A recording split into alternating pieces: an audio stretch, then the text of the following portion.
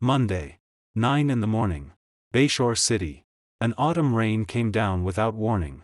Heavy drops struck the glass curtain wall on the 120th floor of Huading Group headquarters, spreading into blurry stains and winding streams, like a face crying in silence. Outside the window, the entire city was wrapped in a gray curtain of rain. The cross-sea bridge that was usually clearly visible, along with the rows of skyscrapers, had all turned into vague silhouettes. Inside Conference Room 1, the atmosphere was even colder and more oppressive than the weather outside. The central air conditioning vents were silent, as if dead. The air was stagnant and heavy, filled with the suffocating mixture of expensive leather and high-end perfume. The oval ebony conference table, large enough to seat 30 people, looked at that moment like an ark about to sink. On both sides sat the group's directors and senior executives. Every one of them was sharply dressed, solemn-faced, and tense. Their tightened jaws and flickering eyes behind glasses betrayed the anxiety and unease inside them. The main seat was empty. That Italian handmade chair, symbolizing supreme power, stood there coldly like a giant question mark. The founder and chairman of Huading Group, George Gu, had suffered a sudden cerebral hemorrhage beside his swimming pool 2 months earlier. He was still lying in the ICU and had not woken. The acting chairwoman, company president Madison Gu, sat to the right of the main seat. The gray Dior couture suit she wore was perfectly tailored, its clean lines making her tall figure appear even colder and more distant. Her makeup was flawless, from the arch of her brows to the curve of her lips. Every detail looked as if drawn by artificial intelligence, without the slightest imperfection. On her left sat her husband, the group's chief technology officer, Nathan Lin. On her right sat Zach Zhang, her specially hired assistant and, over the past 2 months, the man everyone in the group knew as President Gu's most trusted confidant. The quarterly strategic review meeting was less than 5 minutes from starting. Nathan lowered his eyes. On the tablet screen before him, dense streams of data were still rolling tirelessly. This report was the result of 7 sleepless nights by him and more than 300 engineers in the technology department. Bug by bug, line by line, code optimized piece by piece. For the past 2 months, he had practically lived in the office. His father-in-law, who had always treated him like a son, had collapsed. His wife had been forced into leadership in a crisis. All Nathan could do was protect the foundation of this empire in the way he knew best: technology. He had not only stabilized morale inside the technical team, he had also faced round after round of performance interrogations and power tests from the old foxes on the board. Gentlemen and ladies, a slightly frivolous voice suddenly rang out, breaking the suffocating silence of the conference room. It was Zach. He stood leisurely. He was not yet 30. His hair was slicked back with wax until it shone, every strand in place. The Vacheron Constantin skeleton tourbillon on his wrist reflected cold, expensive light beneath the dim lamps of the conference room. The high-count wool suit on his body had clearly been made by a master tailor. All of it had been personally chosen for him by Madison. The moment he stood, the temperature in the room seemed to drop several more degrees. Before the meeting officially begins, I personally have a small matter that I need to clarify publicly. His tone was not loud, but it carried an arrogance far beyond his age, like a dull knife scraping slowly back and forth over everyone's nerves. He paused, lightly sweeping his gaze across the room. Finally, it landed precisely on Nathan's face. It concerns the 21% technical equity under Director Lin's name. Nathan slowly lifted his head. His gaze was calm as water. Nathan Lin. Zach tore away the last layer of pretense and called his full name, a mocking smile curving his mouth while his eyes held no amusement at all. You spend all day hiding in the server room writing code. You don't really think that sitting in the CTO position means you understand how to run a publicly listed company worth over $100 billion, do you? He deliberately stopped and looked around, like a victorious general reviewing the spoils of war. Everyone here has seen how President Gu survived these past 2 months. But let me tell you who handled the dirty, exhausting work you couldn't see. It was me, Zach Zhang. I was the one who blocked 6 malicious dinner meetings for President Gu and drank until my stomach bled. I was the one who flew through 4 cities with a high fever and smoothed over the most difficult channel partners. I was the one who handled every problem that was inconvenient for her to personally touch. His voice suddenly rose, filled with self-righteous grievance and greed. That 21% technical equity. Why should Nathan Lynn alone own all of it? I'm not asking for much. Half. At least half should be placed under my name. A wave of suppressed gasps rose through the conference room. Several gray-haired directors looked openly shocked and absurdly confused, quickly exchanging glances as if confirming whether they had heard correctly. That 21% technical equity had been personally approved by George Gu years ago despite strong opposition. It corresponded to the core patents Nathan had brought into Huading Group under his own name. The Skydome Intelligent Security System. That system was the lifeline of Huading Group. It was the absolute cornerstone that had allowed the company to leap from a small security equipment manufacturer into an industry giant. Assistant Zhang, a highly respected senior director, finally could not hold back and spoke in a deep voice, carrying the authority of someone long accustomed to power. This is a boardroom, not a place for you to ask for rewards. Equity is a serious matter. Exactly. Another female director frowned and tapped her finger impatiently against the table. The ownership of technical equity was clearly agreed upon back then. If it is to be changed, it should wait until Chairman Gu recovers, and then be jointly decided by the board and the shareholders meeting. Zach let out a sneer. He did not even bother lifting his eyelids. His gaze, like a poisoned nail, remained fixed on Nathan. What? Not talking now? You only got where you are because you married into your wife's family company. Don't tell me you really think you're someone important.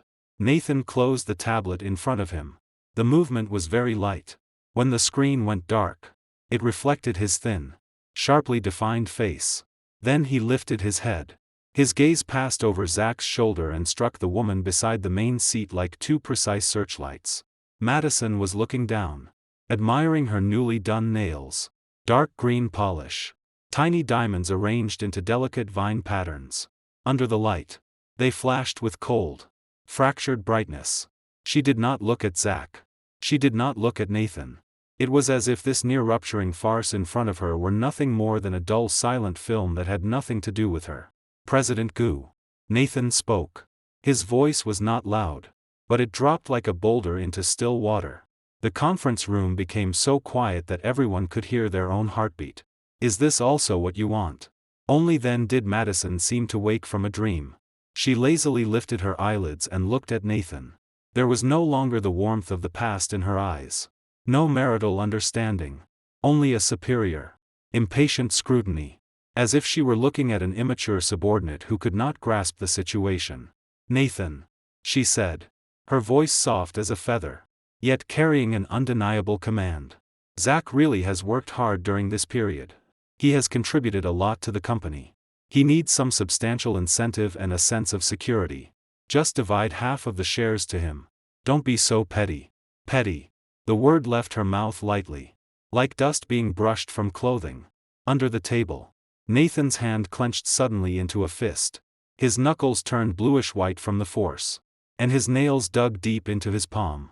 This is not ordinary equity, he said word by word, each syllable squeezed through his teeth with the texture of metal grinding.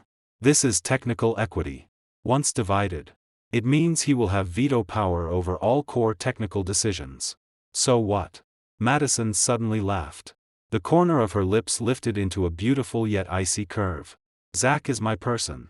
Would he harm the company? On the contrary. Nathan. Her gaze suddenly sharpened.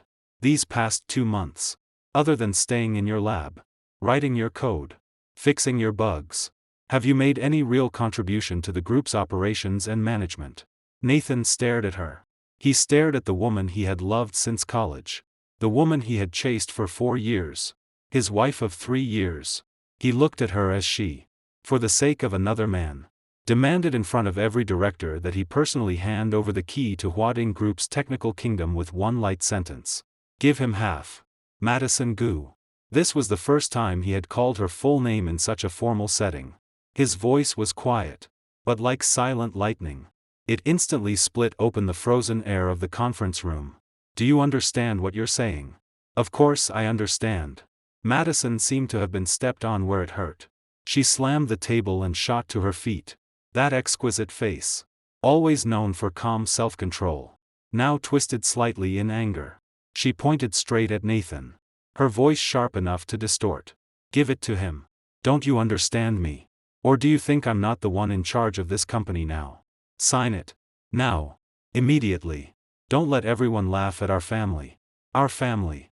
Those 3 words sounded more ironic than outsider at this moment. They were like a red-hot steel needle piercing Nathan's heart, burning the flesh there into char before even a wisp of smoke could rise. The conference room fell into absolute silence.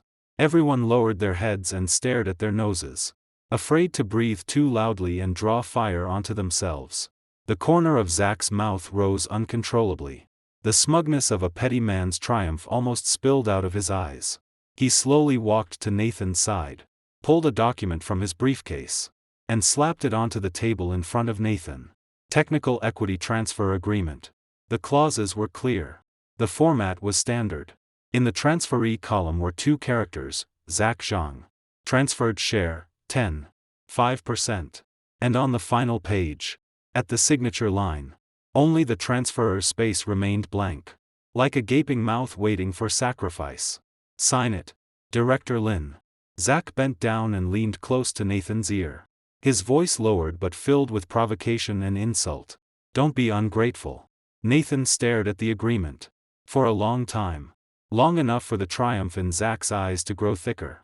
Long enough for Madison to sit back down, slowly lift the coffee beside her, and act as if the hysterical outburst just now had been nothing more than a trivial emotional release. Finally, Nathan reached out and picked up the Mont Blanc pen on the table. Zach's eyes lit up instantly. He almost could not wait to press the agreement down with his hand, afraid Nathan might change his mind. But Nathan's fingers firmly held the corner of the document. He lifted his head and calmly swept his gaze across every person present. Finally, he looked at the group's legal director, Michael Lee. "Director Lee." His voice was clear and steady, like a sword leaving its sheath with a clean hum in the dead air. "Please restate to everyone here the special clause regarding technical equity in Chapter 5 of the company charter." Michael Lee's face turned deathly pale. Fine beads of sweat appeared on his forehead. His mouth opened, but he could not say a single word. Nathan did not wait for him. He continued on his own. His voice not loud, yet each word weighed 1,000 pounds. "The clause is written very clearly. Technical equity is a certificate of investment exchanged for core technology patents. Its ownership is deeply bound to technical authorization. Once any abnormal transfer occurs in any form, it shall be deemed that the technical contributor has unilaterally terminated cooperation. All core technology authorizations under his name shall immediately, automatically, and permanently become invalid." He slowly stood. His movement was calm and unhurried, yet it carried the pressure of an approaching storm. He had picked up the pen not to sign the transfer agreement. Instead, in the blank space of that agreement, he wrote 4 bold words with a sweeping hand. "Agreement voided." Then he gently pushed the agreement he had sentenced to death back to Zach. The movement was as light as brushing away a fallen leaf, or discarding trash that had long since had nothing to do with him. "Starting now," Nathan said, his voice still calm, yet like countless cold steel needles stabbing into the eardrums of everyone present. "I, Nathan Lin, hereby officially withdraw all source code authorization for the core algorithms of the Skydome system, and permanently terminate all technical cooperation with Huading Group at every level." When the words fell, he lifted his hand and removed the work badge hanging from his chest. The silver badge symbolizing his identity and status gave off a cold shine under the lights. Click. A crisp sound. He casually tossed the badge onto the heavy ebony table. The sound was not loud, but it shook every glass on the table. "Nathan Lin." Madison shot up from her chair as if struck by electricity. Her sharp heels scraped an ugly mark across the carpet because she moved too violently. Her voice, twisted by shock and anger, became piercing. "Are you insane? You dare use this to threaten me?" Nathan had already reached the door of the conference room. His straight back looked like an unsheathed blade. He did not turn around. His steps only paused slightly. "Whether it's a threat or not, President Gu, He paused for half a second. His tone was calm to the point of cruelty. In 3 minutes. You'll have your answer. He pushed open the heavy solid wood door. It slowly closed behind him.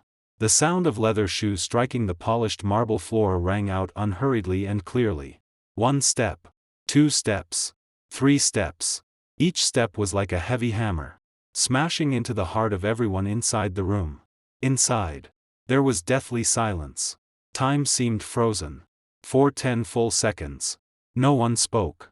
No one moved. No one even dared breathe loudly. Until. What? What does he mean by that? Zack grabbed the agreement marked agreement voided. His knuckles whitened from the force. The triumph on his face had vanished completely, replaced by confusion and terror. He jerked his head toward the legal director. Director Lee. What does automatic invalidation mean? Is that true? Michael Lee's lips had lost all color. His throat moved with difficulty before he finally spoke in a mosquito-like voice. President Gu. It's true. Back then. In order to keep Director Lin, Chairman Gu personally approved adding the life and death clause into the supplemental agreement. The technical equity and technical authorization are bound together. If the shares exist, the authorization exists. If the shares move, the authorization is gone.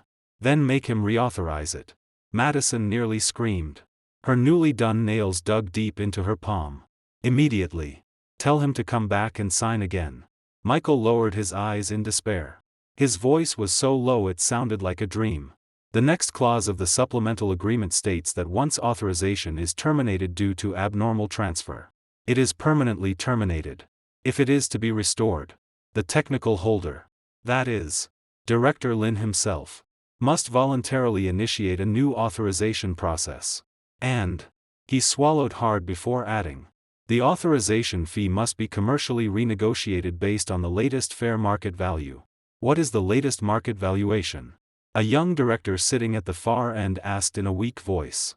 The pen in his hand fell to the floor with a soft clatter. Michael Lee gave a number. A number that instantly sucked all air from the conference room. Someone could not control a gasp and choked into violent coughing. Someone instinctively reached for the edge of the table. As if without it, he would slide out of his chair the next second. That number was equivalent to 5 times Huading Group's entire net profit last year. An astronomical sum that Huading could not gather in a short period of time even if it smashed every pot and sold every scrap of iron. Impossible. Madison staggered back and fell into her chair. The expensive leather seat made her face look even paler than paper. She stared at her hands, painted with dark green polish. Suddenly, the delicate vines on them looked like poisonous snakes mocking her. Zack finally came to his senses completely.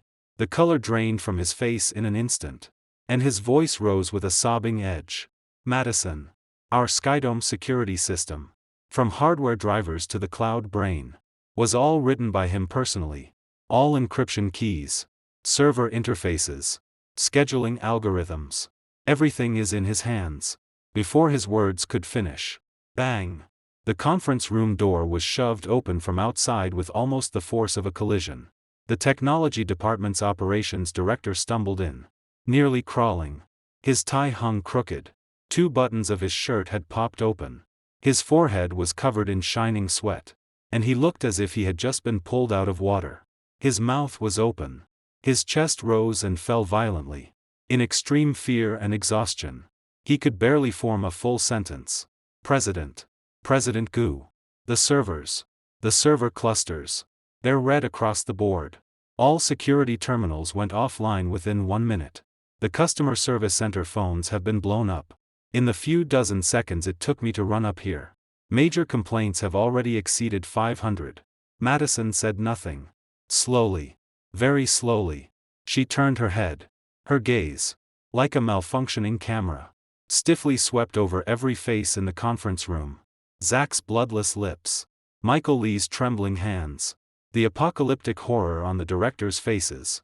Finally, her eyes turned toward the window. The rain was still falling, even heavier than before. The entire city was wrapped in darkness and gray, oppressive enough to suffocate. Huading Group's business empire still seemed to stand tall. But its lifeline, its soul, had just been severed by someone's hand in the most decisive and cold-blooded way.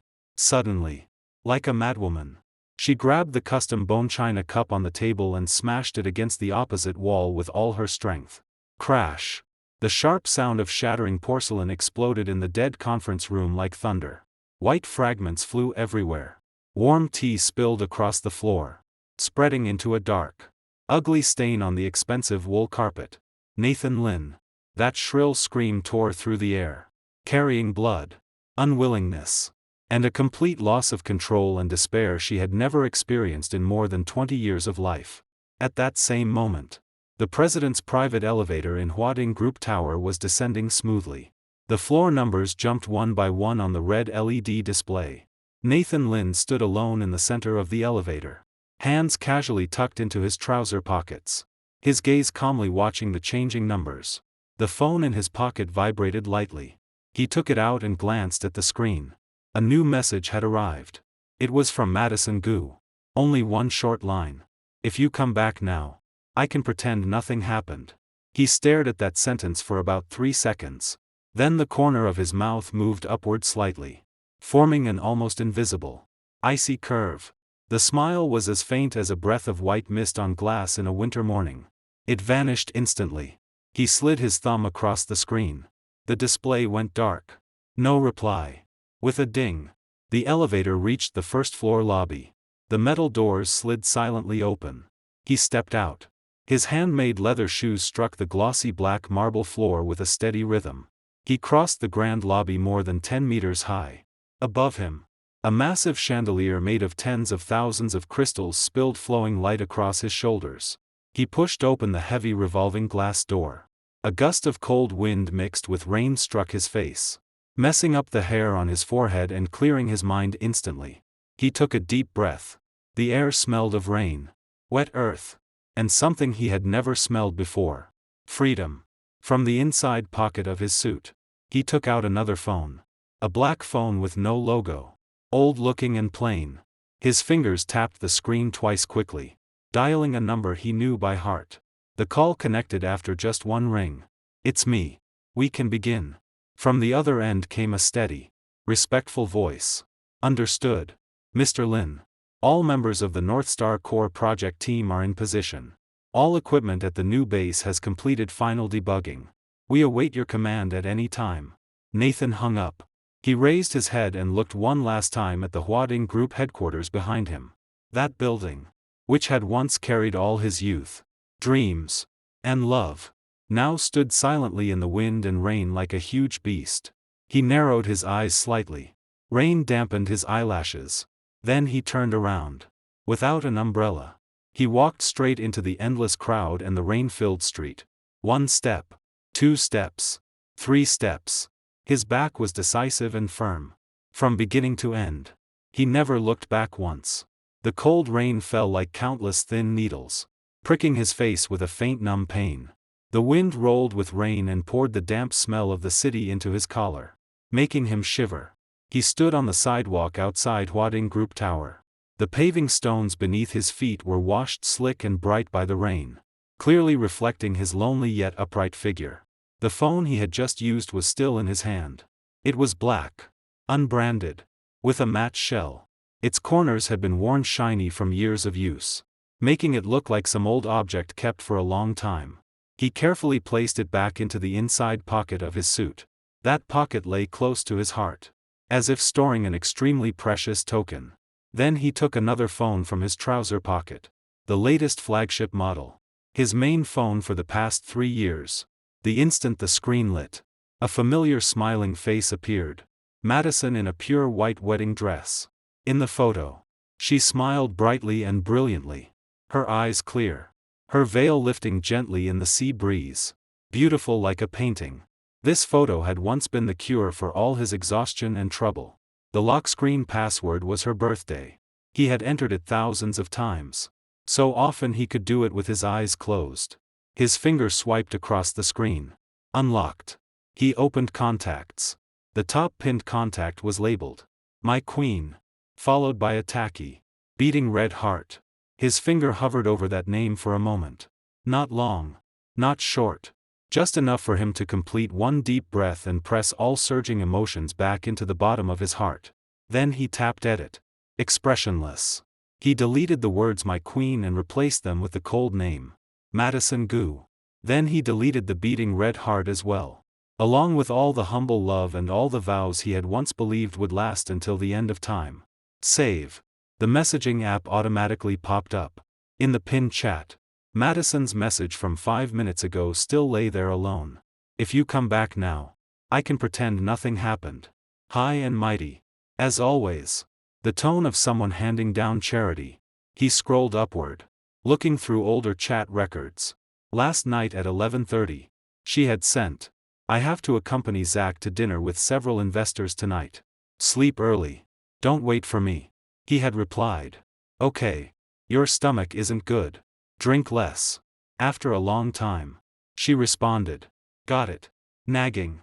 Those 2 words were like a thorn that had long ago pierced into flesh and been forgotten. Now that it was turned out again, it no longer hurt. There was only numbness. Further up. 3 days ago, he had sent a screenshot of a hospital payment slip. "I paid Dad's medical fees first today. His condition is a little better. Do you want to go see him when you have time?" She replied instantly, "No time. You handle it." He had answered with only one word. That was not compromise. It was that he no longer had the strength to argue. Further up. A week ago, she had said, "Zach's birthday is next week. Help me choose a gift. Budget under 300,000. Don't make it look cheap." He replied, "Okay." Not even an extra punctuation mark. Like an automated response that had already been programmed. Further up. A month ago, she had tested the waters for the first time. "The old guys on the board have been using your technical equity as an excuse lately. Why don't you transfer it to me for temporary holding first? After things calm down, I'll give it back to you." At the time, he had typed a long message explaining the special nature and immovability of technical equity. He deleted it and wrote it again. Wrote it and deleted it again. In the end, he sent only one sentence. "Madison. This was personally signed to me by your father when we were building this company together. It is the company's foundation." She immediately replied, "So, you don't trust me?" He stared at that question for 5 whole minutes. His finger hovered over the keyboard. He could not type a single word. Finally, he only replied, "No." What he had wanted to say after that was, "It is not that I do not trust you. It is that I do not trust the man beside you named Zach." But in the end, he said nothing. Expressionless. Nathan looked through those chat records one by one. Like reviewing a medical file recording how he had step by step walked toward collapse. It turned out every collapse did not happen all at once. It began from a nearly invisible crack. Then, in day after day of silence, compromise, and self-deception, it spread soundlessly until everything finally fell with a crash. It turned out he had not failed to notice. He had only chosen to look away. Chosen to deceive himself. Because the beautiful memories had once been real. Because the girl who sat beside him in a tiny rented room barely over 10 square meters, fanning him by hand while keeping him company as he wrote the first line of code late into the night, had been real. Because the girl who hugged him and cried with joy at the celebration after their company rang the bell for its domestic listing, saying "Nathan, we did it," had been real. He exited the chat screen. His finger paused over the display. Then tapped into Settings, Account and Security. Delete account. The system popped up with a cold, emotionless warning. After account deletion, all personal information, chat history, contacts, and social content will be permanently cleared and cannot be restored. Are you sure you want to continue? He tapped Confirm without hesitation. Identity verification. Password input. Confirm again. The screen flashed and returned to the original login page. Blank. Like a sheet of paper wiped completely clean. He exited and opened contacts again. He found the name Madison Gu. Long pressed. Delete contact. The system asked, "Are you sure you want to delete contact Madison Gu? This operation will also clear all call history with this person." He tapped Confirm. Then George Gu. Delete. Zach Zhang. Delete. Then all the executives and core technical personnel of Huading Group whom he had personally recruited, trained, and fought beside. One familiar name after another was coldly erased under his fingertip, like personally formatting the past 7 years of his life. When it was done, he pried open the back of the phone and took out the SIM card he had used for 3 years. This card was part of the couple's number package he and Madison had set up when they married. The final digits were connected, symbolizing forever. At the time, she had held his arm and smiled beautifully. This way, our phone bills will never run out. Now, thinking back, how ironic. He pinched the thin plastic card and walked to the trash can by the road. Then he looked up one last time at Huading Tower, which looked even gloomier in the rain. His fingers exerted force. Crack. A tiny sound. The card snapped cleanly, exposing the golden chip inside. He released his hand. The 2 broken pieces fell silently into the darkness of the trash can like 2 tear drops without warmth. He took out the old black phone again. Power on. The screen lit with a cold blue glow, like a lighthouse deep in the night. There was only one contact in the address book. Uncle Cheen. He dialed. The call connected after only 1 ring. Nathan. From the other end came a calm, deep middle-aged man's voice, carrying a soldier-like efficiency. You're out. Nathan answered. Just came out. Half a year earlier than I expected. Uncle Cheen laughed softly. What? Did that girl finally wear down the last bit of your patience? Nathan did not answer. He only asked calmly. Uncle Cheen, that place you mentioned to me 3 years ago, does it still need people? Need people? Of course it needs people. Uncle Cheen's tone instantly became serious and certain. The North Star Core project team has been waiting for you for 3 full years. I'll send you the address right away. Are you coming directly now? Right now. Good. Uncle Cheen paused, his voice lowering slightly with concern. Nathan, I have to remind you, once you take this step today, there will be no turning back. Huading. The Gu family. Uncle Cheen. Nathan interrupted him, his voice calm like a frozen lake. From the moment I walked out of that building, the words turning back no longer exist in my world. The other end was silent for 3 full seconds. Then Uncle Cheen let out a loud, pleased laugh. Good. Well said. That's the Nathan Lin I know. I've sent the address. I'll wait for you at the base entrance. The call ended. 1 second later, the phone vibrated. An encrypted message popped up. Bayshore City National High-Tech Park. Lanue Road No. 9. Building C, Basement Level 1. About half an hour from here. Nathan put away the phone and raised a hand to hail a taxi. The car stopped steadily by the curb. He opened the door, got in, and gave the address. The driver started the meter. The taxi slipped into the crowded city traffic like a fish. Nathan leaned against the cold back seat and closed his eyes. Rain tapped densely against the car window, making a hypnotic sound.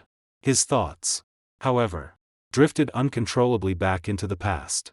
7 years ago, in the 20-square-meter attic they rented near the university town, there was no air conditioner in summer. It was hot as a steamer. He stayed up all night writing code, sweat soaking his keyboard. Madison sat beside him with an old palm fan, clumsily fanning him. Her own face was flushed red from heat, yet she smiled and said, Nathan, you work first. I'm not hot. 6 years ago, they received their first angel investment. She hugged him and spun in place several times, tears and sweat rubbing all over his face as she cried and laughed like a child. Nathan, we have money. Our company can finally start. 5 years ago, the company moved into a grade A office building downtown. She wore the first business suit of her life, stood before the huge floor-to-ceiling window, opened her arms, and her eyes sparkled. Nathan, look, this is the kingdom we built together. 4 years ago, at their wedding, she wore a white wedding dress and held his favorite white roses. In front of all the guests, she looked at him with deep affection and said, Nathan Lin, from today on, you are my whole world. 3 years ago, George Gu officially handed the president position to her. That night, she drank until she was completely drunk, clinging to him like a koala, breathing alcohol into his neck as she murmured, Nathan, From now on, Huading depends on the two of us. 2 years ago, Zach joined the company. When she introduced him, her tone was relaxed. This is the new assistant I hired. He graduated from a top school and is very capable. He can help me share a lot of miscellaneous work. 1 year ago, she began coming home late frequently, always carrying unfamiliar perfume on her body, scents he had never smelled before. When he asked, she only replied lightly, "Work requirement. Social events." Half a year ago, at a board meeting, she publicly rejected his technical upgrade plan for the first time. She said, "Nathan, you need to trust my business judgment. Stability matters more than risk." 2 months ago, his father-in-law collapsed. Madison fully took over the group. Zach began attending every senior meeting as special assistant to the president. 1 month ago, she first asked him for the technical equity. He said, "Madison, this is our bottom line. It cannot be touched." She did not argue anymore. She only lowered her head and gently stirred the coffee in her cup with a small spoon. The porcelain spoon struck the cup wall with a crisp clinking sound, like some cold countdown. 1 week ago, she looked at him with a trace of exhaustion and pleading in her voice. "Nathan, don't make things difficult for me. Okay." Yesterday, she placed the equity transfer agreement on his desk. "Tomorrow at the board meeting, cooperate a little and sign it." This morning, Zach pointed at his nose in front of everyone and said, "You're just a guy who writes code. What do you know about management?" This morning, she pushed that expensive pen in front of him and said, "Give it to him." He did not give. He chose to take back everything that had always belonged to him. Today, he walked out of that building, snapped that SIM card, deleted every contact. Today, he was going to a brand new place to begin a brand new life. "Sir, we're here." The driver's voice pulled him back from the chaotic memories. Nathan opened his eyes, paid, and pushed open the door. The rain had lightened somewhat, but it was still falling in fine sheets. Before him stood an unremarkable gray 5-story building. Ivy crawled across its outer wall. There was no company logo, making it look like an ordinary administrative building. But Nathan knew that beneath this building hid an entirely different world. He walked to the front door. He did not press the doorbell. Instead, he lifted his left hand and lightly swiped the back of the black phone across the access sensor. Embedded beneath the phone shell was a military-grade encrypted chip. A soft beep. The indicator above the door turned from red to green. The heavy glass door slid inward silently. A middle-aged man in a dark blue uniform was already waiting inside. When he saw Nathan, a sincere, enthusiastic smile immediately appeared on his face. "Mr. Lin. Uncle Chin." Nathan nodded to him. Chin Jiangwo strode forward, extended his broad hand, and firmly patted Nathan's shoulder with plenty of force. "You've gotten thin. And worn out. Looks like these years at Huading weren't good to you." Nathan only smiled faintly and did not answer. Uncle Chin did not ask further. He turned and led the way. "Come. I'll show you your new battlefield." They crossed the empty lobby, where every sound echoed, and entered an elevator requiring dual identity verification. Uncle Chin swiped his card. Nathan pressed his fingerprint. The elevator descended smoothly and quickly. Basement level 1. Basement level 2. Basement level 3. The doors opened again. The view before him suddenly widened. A vast underground space covering thousands of square meters appeared before Nathan. The ceiling rose more than 15 meters high. Complex silver-gray pipes and cables covered it like the veins of some futuristic creature. Dozens of massive holographic projection screens floated in midair. Data streams like waterfalls flowed across them, interweaving, colliding, recombining, full of technological and futuristic energy. More than 100 researchers in white cleanroom suits worked tensely yet orderly at their stations. The clatter of keyboards and the hum of instruments formed a unique symphony. On the far side of the space, through a giant explosion-proof glass wall, rows of server racks stood neatly in formation. Cooling fans blinked with blue light, like sleeping steel beasts. And at the very center of the entire space floated a huge spherical device more than 5 meters in diameter. On its surface flowed shifting blue light like a nebula. Inside, countless points of light moved, split, and gathered at unimaginable speed. Like a miniature universe given life. North Star Core. Standing beside Nathan. Uncle Chin's voice was filled with undisguised pride. The sketch you drew 3 years ago. We spent 3 full years. Mobilized more than 100 top scientists and engineers. And finally moved it from paper into reality. Nathan looked up at it. His eyes were complicated. Like a deep sea brewing a storm. 3 years ago. When he completed the first-generation architecture design for North Star Core. Huading Group had just gone public domestically and was at the height of its fame. Madison had flipped through the thick stack of drawings filled with formulas and concepts. Then she closed them, smiled, and said, "Nathan, your idea is too crazy and too far ahead. We're a listed company now. We have to be responsible to shareholders. We need to do projects that can show quick returns first." He had listened to her. Later, Uncle Chin found him. This old senior, who had once held an important position at a top domestic research institute and later resigned because of conflicts in vision, had looked at only 3 pages of Nathan's design draft before slapping the table in excitement. That girl from the Gu family only sees the stock price in front of her. She has no idea how valuable the things in your head are. Nathan, come work with me. Give me 3 years. And I'll give you a place where North Star Core can truly be built. At the time, Nathan had refused. For Madison. For Huading Group. And for the sentence. The kingdom we built together. Now. 3 years had passed. Uncle Chin had fulfilled his promise. He truly built this underground scientific temple. Nathan stepped into the temple bathed in blue light. Under his feet was warm anti-static flooring. Each step carrying an echo.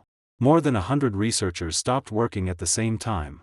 They lifted their heads and looked at the young man walking in with almost devout eyes. Like believers waiting for the Savior in a prophecy. Uncle Chin cleared his throat. His voice transmitted clearly through hidden microphones in the ceiling. Spreading through the entire space. "Everyone," he shouted with full energy. "The person you have all waited for day and night is finally here. He is the creator of North Star Core. Mr. Nathan Lin. Starting today. He will officially take over the entire project's RD as chief architect." The huge underground space was quiet for about 2 seconds. Then applause erupted like a mountain storm and ocean tide. Some stood excitedly. Some slapped their desks hard. Some even whistled. In those pairs of eyes were admiration, expectation, and a fanatical excitement like soldiers who had waited for years and finally welcomed back their general. Nathan nodded slightly. His calm gaze swept across every face. He saw many familiar faces. Old comrades who had once stayed up with him in the lab writing code. When he left the core of Huading's technology department back then, more than a dozen people chose to follow him. They submitted resignations, cut off benefits, refused headhunters offering million-yuan annual salaries, and threw themselves without hesitation into this underground research base under Uncle Chin, where they could not see daylight. 3 years. They had worked 16 hours a day in a sunless basement, facing countless bugs and deadlines, only to make the heart he had drawn on paper 3 years ago truly beat. "Brothers," Nathan spoke. His voice was not loud, but every word was clear, carrying a faint hoarseness. "You've worked hard. Not hard." In the crowd, a young man wearing thick glasses waved his fist and shouted with a bright voice. "Brother Lin. With one word from you, we can work another 3 years without a problem. Right. We've waited too long for this day." Nathan lifted his hand, signaling everyone to quiet down. After the space returned to silence, he slowly said, "In the next 3 months, I will reorganize all underlying architecture of North Star Core. On this foundation, we will launch the first-generation commercial product. Remember, not a laboratory prototype. A hardcore product the market can see, touch, and use." Someone could not help asking, "Brother Lin, this technology, what direction will we apply it to?" Nathan's gaze deepened. Intelligent security. When he said those 4 words, the corner of his mouth lifted almost imperceptibly. "We will package North Star Core's distributed computing power scheduling capability into a complete enterprise-level security system. From front-end sensing and data collection to cloud storage, intelligent analysis, emergency response, And automatic handling. We cover the full chain. Excited whispers broke out among the crowd. Intelligent security. Huading Group's core business. Brother Lin. The young man with glasses pushed his frames up his nose and carefully asked, "Are you saying we're going to compete with Huading for the market?" Nathan did not answer directly. He only said lightly, "The market belongs to the strongest. Whoever has harder technology and better products, customers will naturally choose them." The moment he said this, everyone knowingly exchanged glances. In their excitement, there was a trace of revenge. Nathan said nothing more. He took off his jacket, casually hung it over the back of a chair, and sat at a clean workstation. "Pull up all underlying architecture and test data for Northstar Core. Starting today, I will re-examine every line of code and every parameter." "Got it, Brother Lin." Technicians immediately responded and began operating. On the giant holographic screen floating in midair, the flowing blue data streams instantly switched into dense, layered algorithmic architecture diagrams. Nathan's gaze fell on those familiar yet unfamiliar lines and nodes. Deep in his pupils, blue light reflected. He had known Northstar Core's underlying architecture by heart 3 years ago. But reviewing it now, he quickly discovered many places where his earlier concepts had been incomplete and needed optimization. These 3 years at Huading had not been wasted. While maintaining and upgrading the Skydome system, he had also been continuously improving Northstar Core's design in his mind. He understood Skydome's weaknesses better than anyone, because Skydome itself was a castrated version of Northstar Core. Back then, in order to accommodate Madison's commercially stable strategy, 70% of the core functions had been cut away. A defective product. And now, what he had to do was bring the true complete version of Northstar Core out of this underground lab and into the sunlight. Time passed minute by minute. There were no windows in the underground space. No sunrise. No sunset. Only the large electronic clock on the wall faithfully jumping through every number.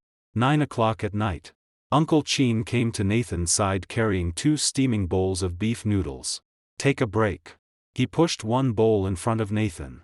"You're pushing this hard on the first day. How are you going to survive the next 3 months?" Nathan stopped typing. His eyes moved from the screen to the bowl in front of him. The broth was clear. The beef slices were even. Green scallions were scattered on top. For a moment, he felt dazed. When was the last time someone cooked noodles for him? Back in those distant days when Madison was still willing to cook for him.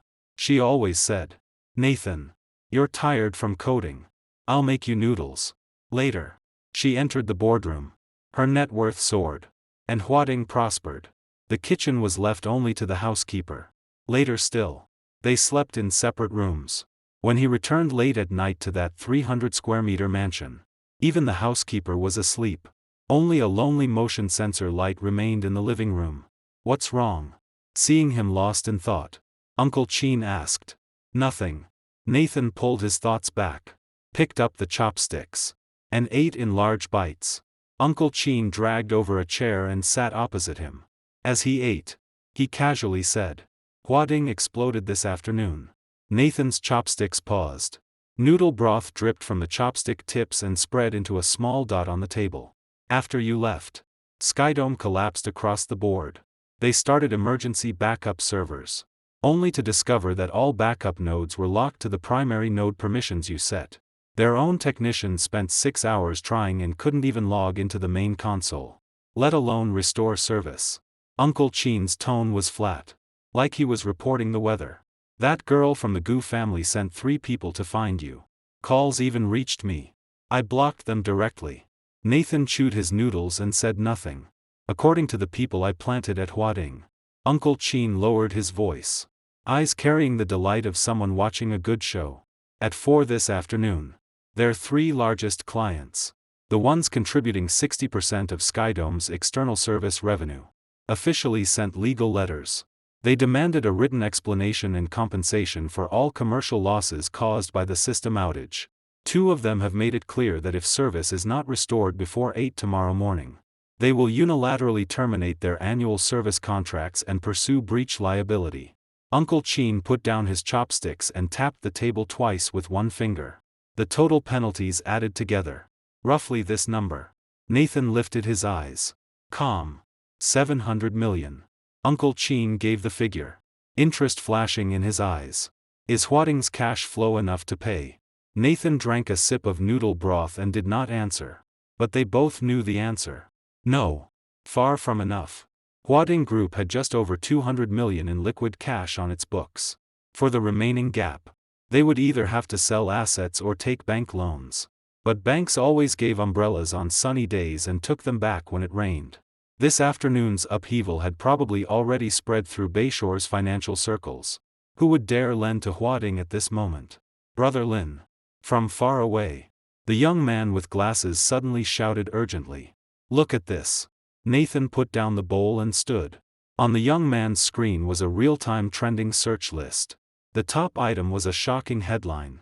Huading Group's Skydome system fully paralyzed, tens of thousands of business clients nationwide interrupted. Below it was a pinned comment from a netizen. Huading's security system has been down all afternoon. Our company's access gates are all dead. Employees lined up more than 100 meters outside and waited over 2 hours to get in. Management can't reach Huading customer service. The phone is always busy. Is this company about to collapse? That comment had already received more than 100,000 likes. And this. The young man with glasses switched pages to an emergency post from a famous financial media outlet. Breaking, Huading Group CTO Nathan Lin officially resigned this morning. Suspected to be related to internal board conflict. As of publication, Huading Group has yet to issue any official response. The comments below had exploded. The CTO left. And Skydome collapsed. Did the CTO write the whole system himself? I heard Nathan Lin is the founder's son-in-law. Did his wife kick him out? Damn. Technical god leaves and takes down production. Respect. Support the tech boss. If someone tries to steal your equity, flip the table. That's the backbone programmers should have. Nathan looked at the overwhelming comments and numbers. His expression did not change. He turned and returned to his workstation. Sitting down again.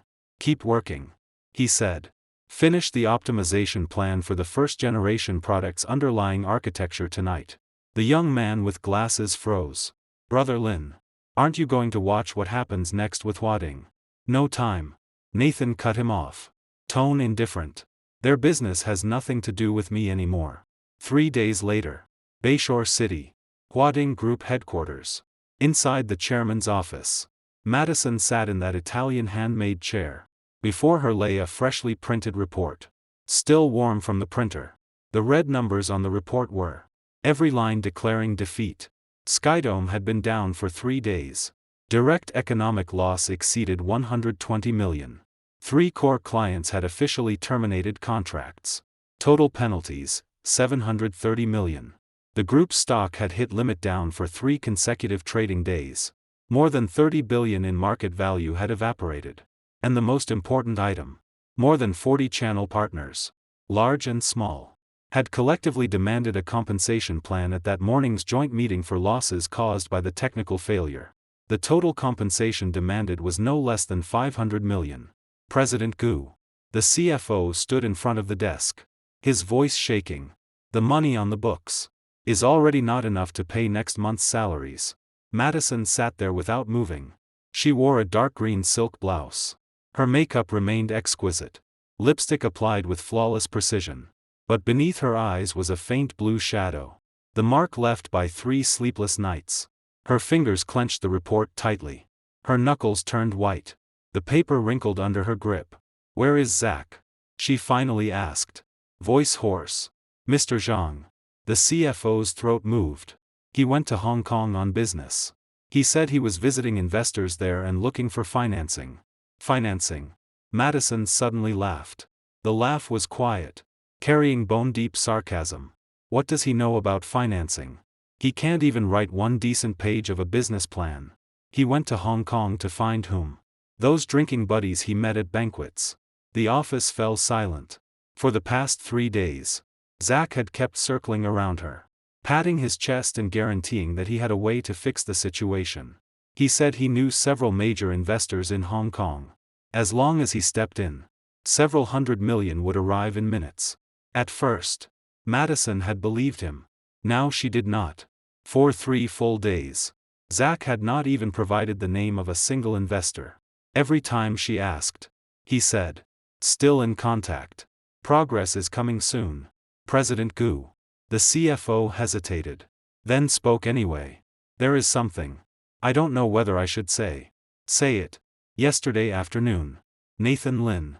Director Lin's lawyer sent us a legal letter." The CFO carefully placed another document on the desk. "It concerns the core patents under his personal name. The letter says Director Lin has officially initiated the procedure to change patent ownership. He wants to transfer all core technical patents related to Skydome back from Huading Group to his personal name. The reason is, there is registration error regarding the actual inventor and owner information of the patents and technology." Madison's pupils contracted sharply. "On what grounds?" "Those are Huading's patents. They were declared as the company's core technical assets when we listed. What right does he have to take them just because he says so?" The legal letter states. The CFO's voice grew smaller. "All core algorithm code for Skydome was developed by Director Lin under his personal name. When he signed with Huading, the intellectual property clause in the employment contract was vague. Back then, in order to retain Director Lin, the old chairman did not classify the core algorithms as work-for-hire inventions." Madison suddenly stood. The chair slid back several inches with an ear-piercing scrape. "Then who declared them as core technical assets during the listing?" "The technical materials used during the listing application." The CFO swallowed with difficulty. "All had Director Lin's signed authorization. In other words, Huading only had usage rights, not ownership. Ownership has always remained under Director Lin's name."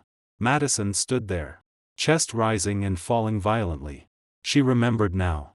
Before the listing that year, her father George had indeed spoken to Nathan privately. After that conversation, Nathan signed a thick stack of authorization documents. At the time, she had asked her father, "Dad, why not directly buy out the patents?"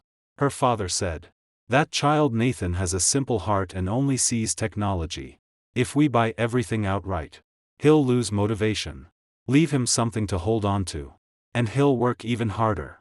Now, that something to hold on to had become the sword of Damocles hanging over Huading's head.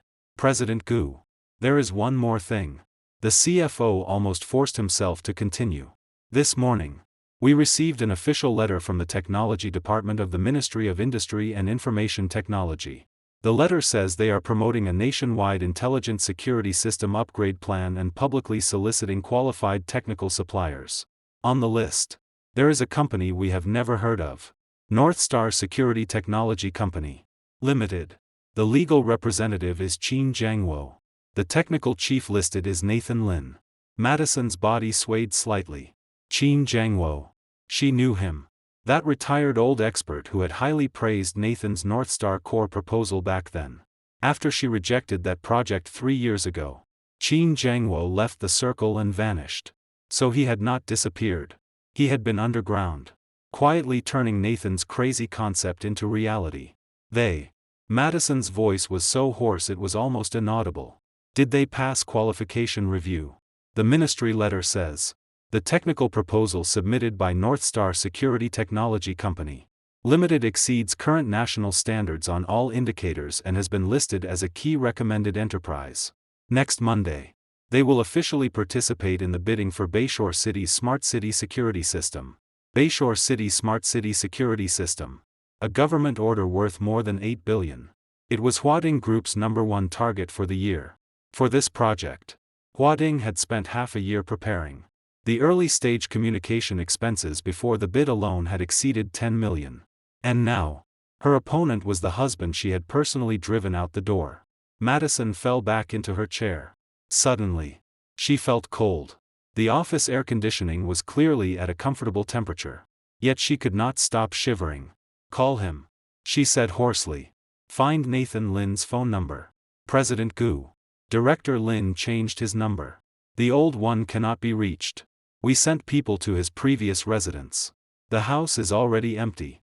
The housekeeper said Director Lin had all his personal belongings moved 3 days ago. "Then find Qin Jiangwo. Mr. Qin has also changed his number. We checked the office address too. That building at Lonue Road number 9 publicly belongs to a software outsourcing company. Our people can't enter. The access system requires fingerprints and dual verification. Madison grabbed the cup on her desk, about to smash it. But as her hand rose halfway, it stopped. On the office wall remained the mark left by the bone china cup she had smashed 3 days earlier. The cleaning lady had only had time to clear the fragments. The tea-soaked patch of carpet had not yet been replaced. A dark ring remained there like an ugly scar. She slowly lowered the cup. Her fingers trembled from force. "Get out," she said. The words squeezed from deep in her throat. The CFO retreated as if granted amnesty and carefully closed the door. Only Madison remained in the office. She leaned back in the chair and closed her eyes. A face appeared before her. Nathan Lynn's face. The man who had once written code until dawn in a stuffy 20-square-meter attic. Shirtless. Sweat dripping from his chin onto the keyboard. Yet still smiling as he told her, "Madison, wait 3 more years. I will make sure you live well." The man who, on her birthday, used his first project bonus to buy her a pair of cheap silver earrings. Blushing as he said, "When I have money later, I'll buy you diamond ones." The man who, after her father collapsed, stayed up until early morning every day and carried every technical problem alone. Yet never complained to her once. What expression did he have when he left? She could not remember. That day, all she remembered was herself angrily smashing the cup and screaming his name at the closed door. She had not seen his expression when he turned away. She had not even chased him. She only sat there, waiting for him to come back on his own. Like every argument before. Waiting for him to bow his head first. Waiting for him to knock on the door, carrying a cake from her favorite dessert shop, and say, "Madison, I'm sorry. I was wrong." But this time, he did not come back. 3 days. The message she had sent still lay in her phone.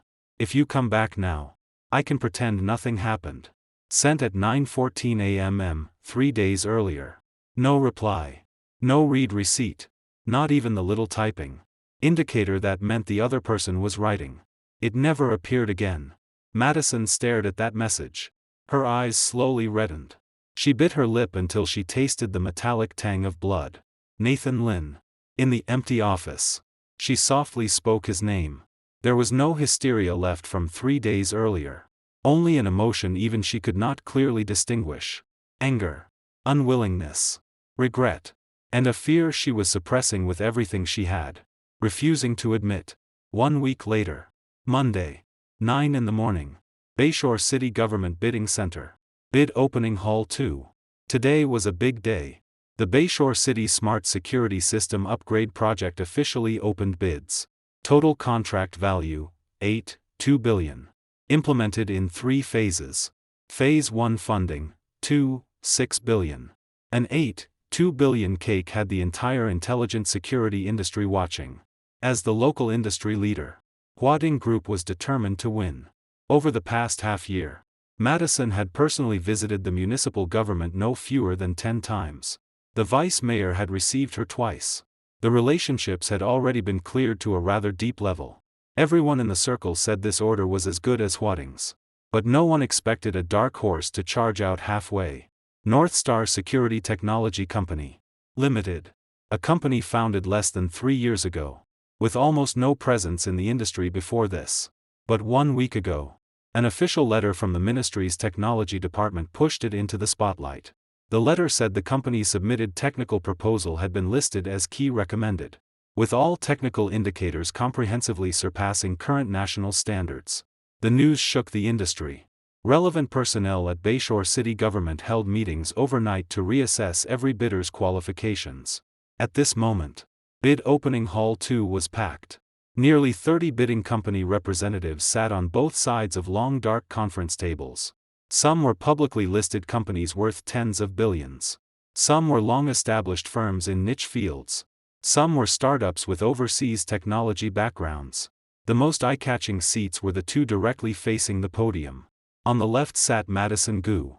Today, she wore a navy administrative suit. Her hair was pinned meticulously behind her head, revealing the sharp line of her neck. Her makeup was still flawless. Her lipstick was a mature muted rose. Her entire person exuded the aura of a seasoned professional who had fought many battles. But her fingers gripping the pen were white from tension, exposing her nerves. Behind her sat Zach.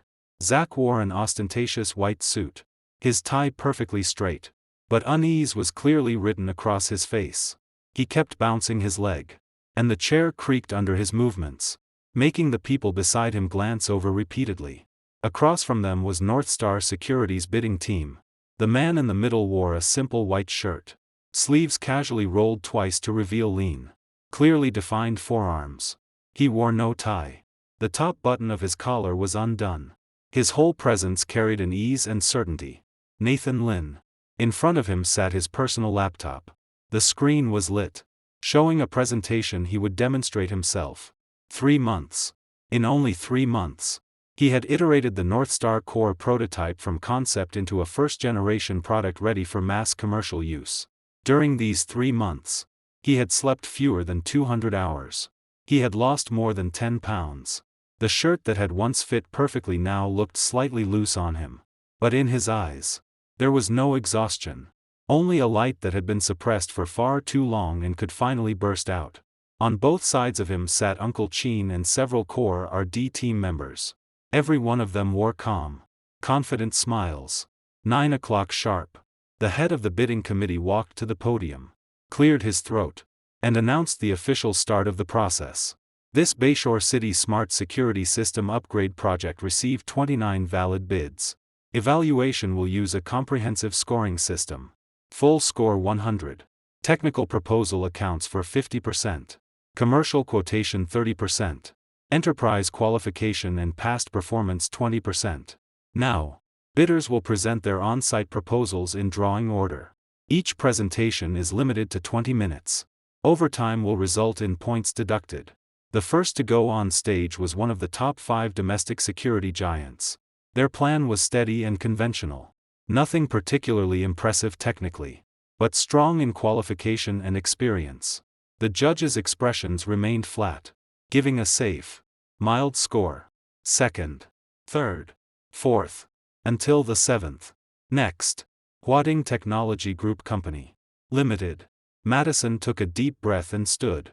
She straightened her collar and walked to the podium. Behind her, the large screen displayed the PowerPoint Huading Group had carefully prepared for 3 months. On the cover were solid, serious words. Skydome System New Upgrade Proposal. Respected judges and leaders. Madison's voice was crisp and professional. Huading Group has been deeply engaged in the intelligent security field for 12 years. The Skydome system has served more than 5,000 enterprise clients nationwide, reaching an 18% market share and ranking 2nd in the industry. She spoke clearly. The data was solid. The PowerPoint was beautiful. Every slide had clearly been polished repeatedly. The judges nodded often. It was clear they had a good overall impression of the proposal. But Uncle Cheen, sitting below, only shook his head gently. He turned slightly and said in a voice only Nathan could hear, "Old stuff. The technical concept is still stuck 3 years ago. She treats Skydome as her moat. But she doesn't know you personally drew the ceiling for Skydome." Nathan did not speak. His calm eyes watched Madison on stage. While presenting, her peripheral vision kept drifting toward him. He noticed. But he gave no response at all. In summary, Huading Group has both the confidence and ability to contribute to Bayshore City's smart security construction. We commit to providing at least 5 years of full on-site operations and maintenance service after project delivery. 20 minutes passed. Madison's presentation ended. Polite applause sounded below. She walked down from the podium. When she passed Nathan, her footsteps paused almost imperceptibly. She turned her head slightly, her lips moving as she said in a voice only the two of them could hear, "Nathan, stop now. We can still talk." Nathan's expression did not change.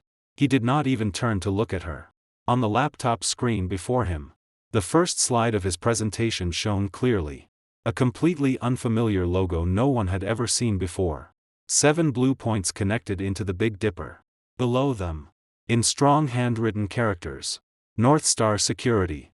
In the entire hall, except Nathan and his team, no one knew what those 4 words meant. Several more bidders presented. Finally, Next. North Star Security Technology Company. Limited. Uncle Chin stood and walked toward the podium. But Nathan reached out and held his wrist. Uncle Chin. He said quietly. I'll do it. Uncle Chin froze for a second. Then he grinned broadly, showing white teeth. Good. You go yourself. Let these people see what real technology is. Nathan stood, carrying only a laptop. No paper materials. He walked to the podium and connected the computer to the projection system. The moment the big screen lit, everyone's breathing seemed to grow lighter.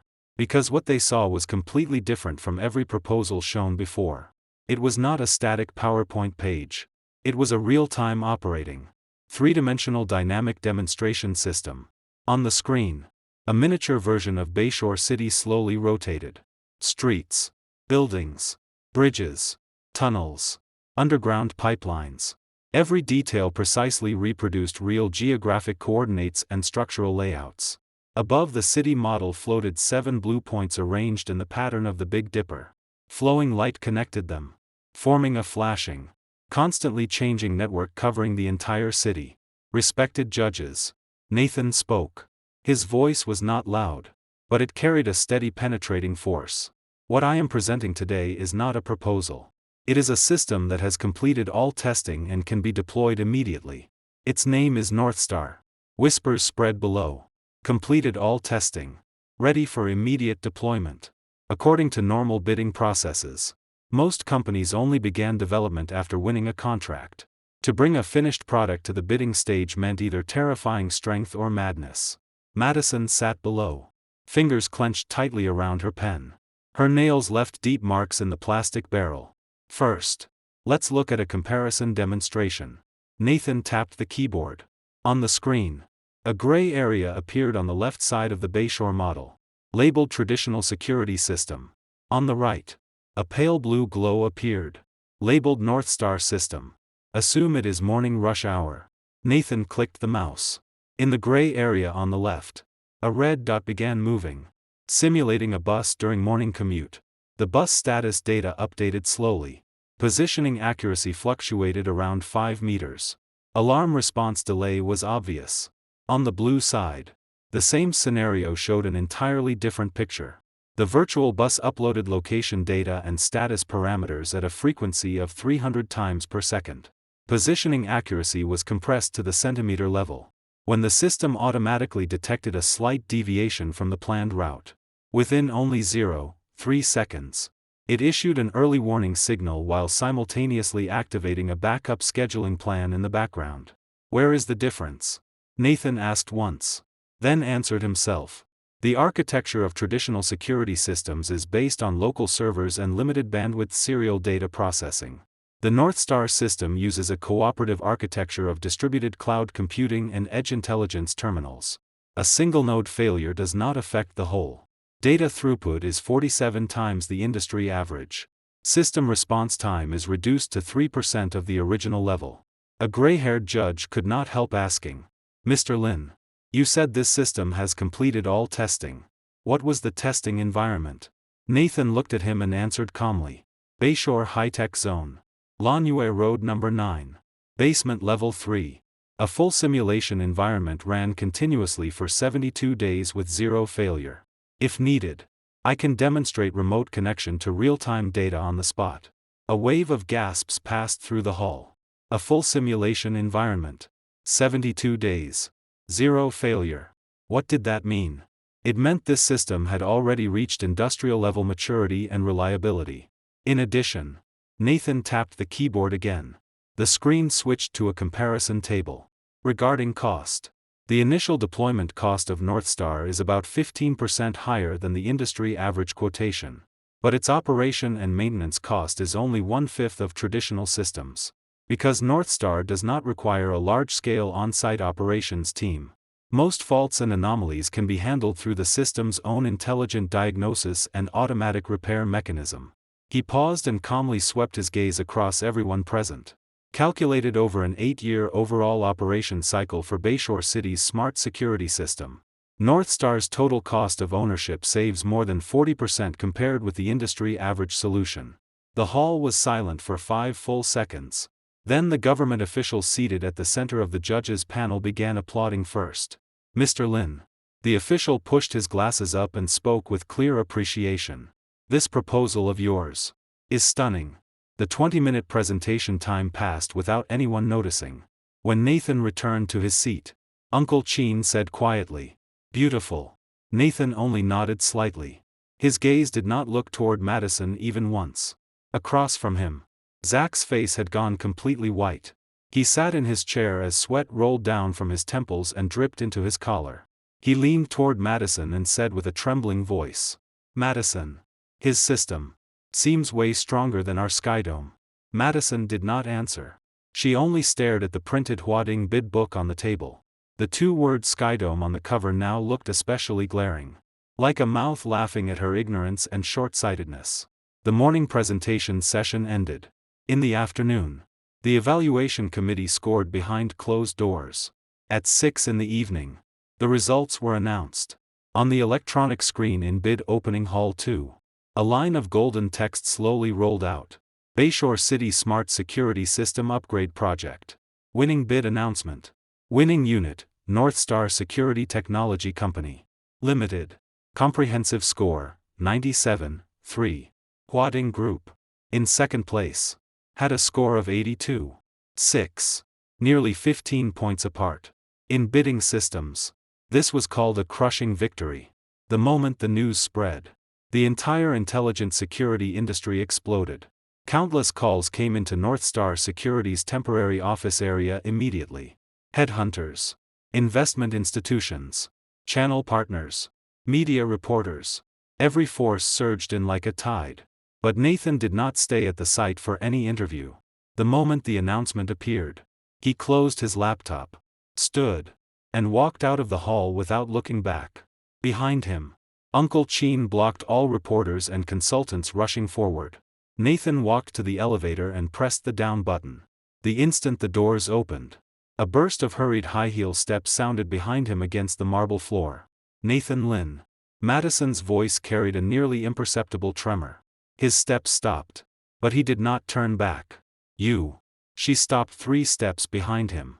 Her chest rose and fell, and her voice was terribly hoarse. "You did this on purpose. You planned it long ago, didn't you? From the day you walked out of that conference room, every step was calculated. You were waiting for me to bid, waiting for me to stake all resources on this project. And then, you personally pushed me into the abyss." The final words were almost squeezed from her throat. Carrying a trace of sobbing, Nathan finally turned around. The hallway lights shone from behind him, throwing half light and half shadow across his face. His expression was calm. So calm it was almost indifferent. "President Gu," he said lightly, "you're wrong. First, I did not calculate against you. I was only doing my own work. You chose the opponent yourself. I just happened to be standing on the other side. Second." He tilted his head slightly. His gaze was like 2 bladeless, temperatureless knives. "The abyss you speak of was not where I pushed you. You walked there yourself. Step by step. I gave you so many chances to turn back and stop. Not once did you choose them. Today's result is what you deserve." His voice was not loud, yet it pierced the softest corner of Madison's heart like a sharp ice pick. Her eyes reddened instantly. "Nathan, can we really not go back?" When she asked this, there was a nearly humble plea in her voice. That high and mighty president of Huading. That woman who had slapped the table in the boardroom and ordered him around. At this moment, she looked like a cat soaked by rain, unable to find its way home. Nathan looked at her. For a long time. Long enough for the elevator to ding, reminding him that the doors had opened. "Madison Gu." He finally spoke. Voice calm like a frozen lake in winter. "Last time I walked out of the conference room, you didn't chase after me. You only sent a message, telling me to roll back on my own. This time, I still won't look back." He turned and stepped into the elevator. Behind him, Madison finally let out the broken sob she had suppressed all day. The elevator doors slowly closed. Madison's figure narrowed little by little in the gap. Finally, she disappeared completely behind the cold metal doors. Nathan leaned against the elevator wall and closed his eyes. He did not cry. Nor did he feel any kind of tearing pain in his chest. He simply felt calm. Very calm. Calmly. He moved the woman who had once occupied all his youth out of the deepest place in his heart. That's all for today. Remember to subscribe and support us.